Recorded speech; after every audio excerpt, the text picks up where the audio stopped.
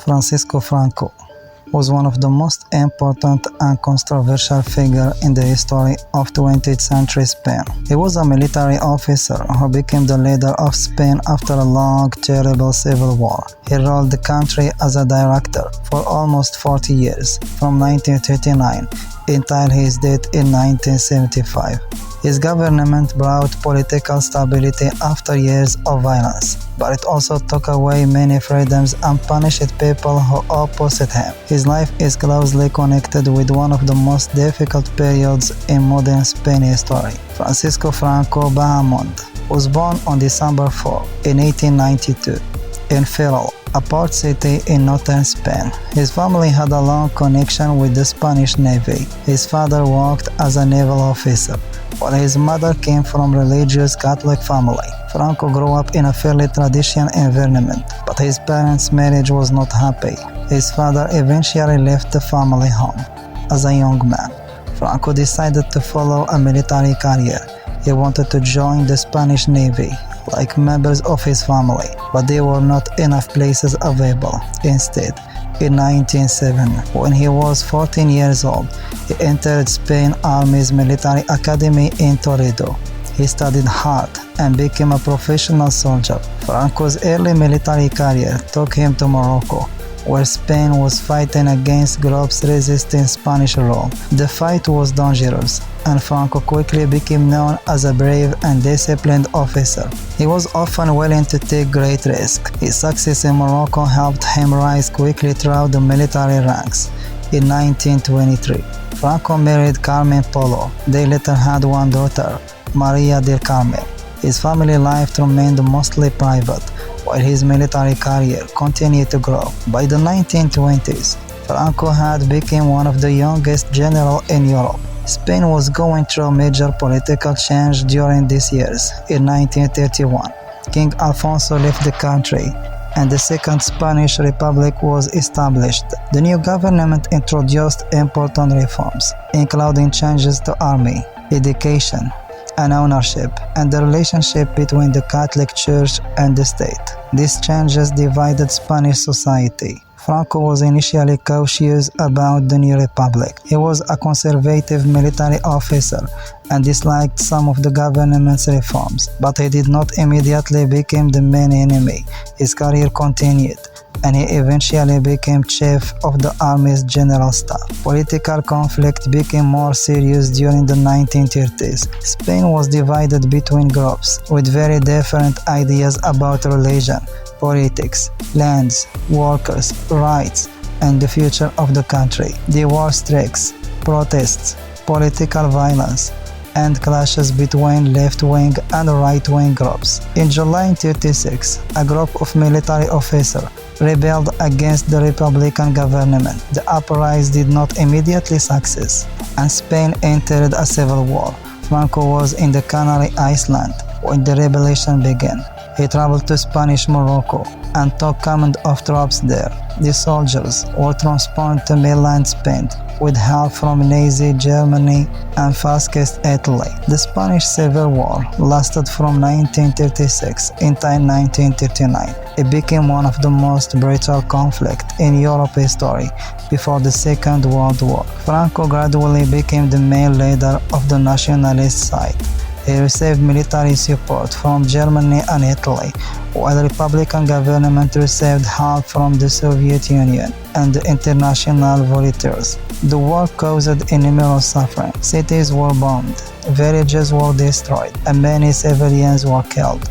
Both sides committed acts of violence, but Franco's forces carried out extensive executions and political repressions in areas they conquered.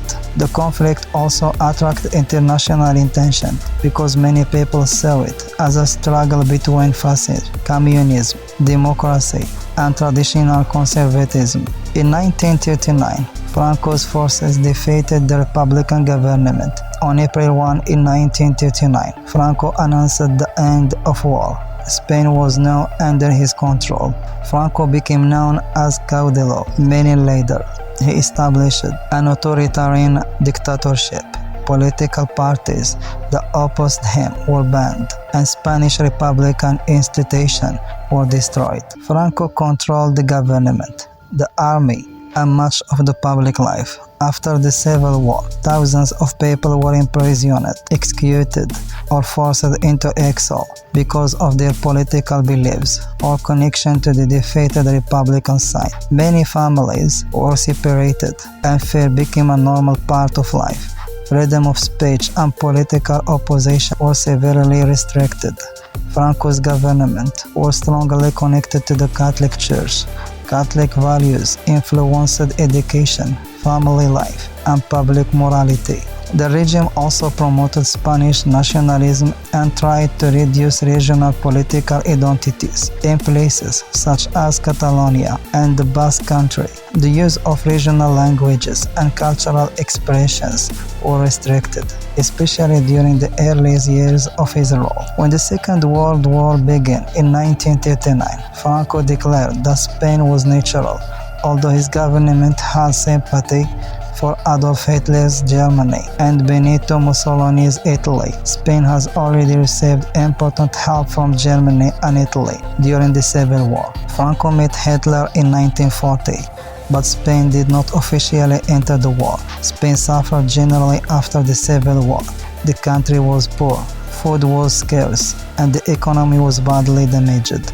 During the 1940s, Franco's government followed the economic policy known as autarky, trying to make Spain economically self-sufficient. This policy produced serious problems, including shortage and low living standards. During the 1950s, however, Spain began to change. Franco's government gradually moved away from some of its earliest economic policies. Spain also became more important to the United States because of the Cold War. In 1953, Spain signed an agreement with the United States that allowed American military bases to be established in the country.